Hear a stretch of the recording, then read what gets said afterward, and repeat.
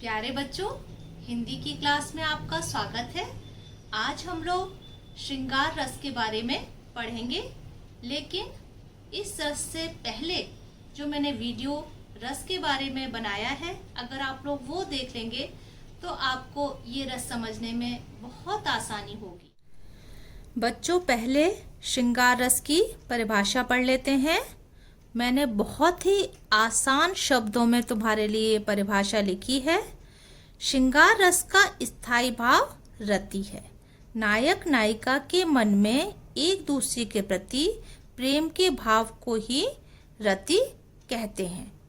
यही रति नामक स्थायी भाव जब विभाव, अनुभाव, संचारी भाव से पुष्ट होता है, तब श्रृंगार रस की उत्पत्ति होती है। अब आप समझिए कि श्रृंगार रस का स्थायी भाव है रति। जैसा कि मैंने इससे पहले वाले वीडियो में सारे रस के अंगों के बारे में बताया है, एक बार उसे आप जरूर देखिएगा।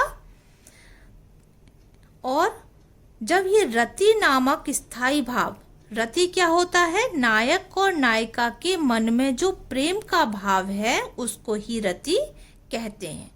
और ये रति नामक जब स्थायी भाव विभाव, अनुभाव और संचारी भावों से पुष्ट होता है। अब विभाव, अनुभाव और संचारी भाव क्या होते हैं, ये इससे पहले वाले वीडियो में जो मैंने रस के बारे में बताया है, बहुत विस्तार से समझाया है। तब श्रृंगार रस की उत्पत्ति होती है। श्रृंगार रस के दो भेद माने गए हैं, संयोग श्रृंगार और वियोग श्रृंगार। अब संयोग श्रृंगार क्या होता है? जब नायक नायिका के मिलन का वर्णन होता है, तब संयोग श्रृंगार होता है।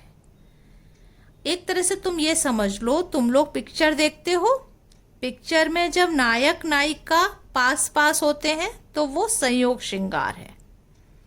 इसी तरह साहित्य में जब नायक और नायिका के मिलन का, साथ रहने का वर्णन होता है, तो वो संयोग श्रृंगार कहलाता है। अब इसका उदाहरण एक देखो। कौन हो तुम बसंत के दूत, विरस पतझड़ में अति सुकुमार, घन तिमिर में चपला की रेख, तपन में शीतल मंद बयार। अब ये जो कविता है, ये श्रद्धा और मनु का इसमें वर्णन किया जा रहा है। जब मनु ने श्रद्धा को देखा, अब तुम देखो दोनों साथ साथ हैं, तो मनु ने क्या कहा कि कौन हो तुम वसंत के दूत। उनको श्रद्धा बसंत के दूत जैसी लगी और पतझड़ में बिल्कुल कोमल तुम लग रही हो, और अंधकार में जैसे बिजली चमक रही हो, या फिर बहुत तपन में एकदम ठंडी ठंडी हवा चल रही हो, ऐसी तुम मुझे महसूस हो रही हो। तो यहाँ पर दोनों के मिलन का वर्णन है, इसलिए संयोग श्रृंगार है। अब हम स्पष्टीकरण लिखेंगे। यहाँ पर श्रद्धा और मनु के मिलन का वर्णन है, इसलिए संयोग श्रृंगार है। अगर आप इतना भी लिखो पेपर में तो काफी है, लेकिन अगर आप याद कर सकते हैं तो ये सारा लिखेंगे तो और अच्छा रहेगा। इस उदाहरण में आश्रय मनु है, आलंबन श्रद्धा, उद्दीपन एकांत प्रदेश, श्रद्धा की सुंदरता, क्योंकि ये सारी चीजें प्रेम के रस को, श्रृंगार रस को बढ़ा रही हैं। श्रद्धा को देखकर प्रेम उत्पन्न हो रहा है, इसलिए श्रद्धा आलंबन है। मनु के हृदय में हो रहा है, इसलिए मनु आश्रय है। अनुभाव क्या है? हृदय को शांति मिलना। मनु के हृदय को जो शांति मिल रही है, वो बात कर रहे हैं, वो है अनुभाव। संचारी भाव है हर्ष और उत्सुकता। इसका दूसरा जो भेद है वो है वियोग श्रृंगार। वियोग श्रृंगार जब नायक नायिका के विरह, अब विरह क्या होता है? मतलब नायक नायिका जब दूर दूर होते हैं।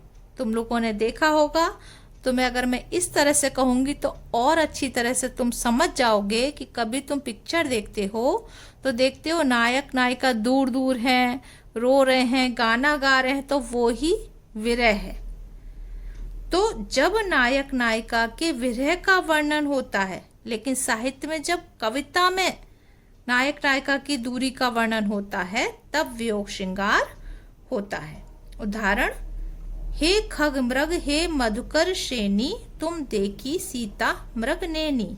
समझ गए होगे तुम लोग कि यहाँ पर सीता जी को जब रावण चुरा कर ले गया है, राम जी उन्हें ढूंढ रहे हैं। वो सबसे पूछ रहे हैं कि क्या तुमने सीता को देखा। तो इसलिए यहाँ पर राम और सीता के विरह का वर्णन है, इसलिए वियोग श्रृंगार है। इस उदाहरण में आश्रय राम है, आलंबन सीता, उद्दीपन सूनी कुटिया, वन का सूनापन, अनुभाव राम का सबसे पूछना, दुखी होना, और संचारी भाव सीता जी की स्मृति, विषाद, मोह, शंका आदि, ये सारे संचारी भाव हैं। इस प्रकार ये वियोग श्रृंगार है। बच्चों, वियोग श्रृंगार को विप्रलंब श्रृंगार भी कहते हैं। आशा है बच्चों आप लोग को बहुत अच्छी तरह से समझ में आ गया होगा। यदि आपको कुछ पूछना हो तो आप मुझे कमेंट कर सकते हैं। और हाँ बच्चों, इसको सब्सक्राइब जरूर कर लीजिए, क्योंकि आगे आने वाले वीडियो भी फिर आपको आसानी से मिलते रहेंगे। धन्यवाद।